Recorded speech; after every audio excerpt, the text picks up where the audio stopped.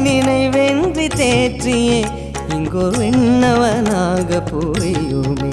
என்னை வேற்று நினைவின்றி தேற்றியே இங்கோர் விண்ணவனாக புரியுமே. இந்த காற்று வெளியேடை கண்ணம்மா நின்றன் காதலை எண்ணி கழிக்கின்றேன்.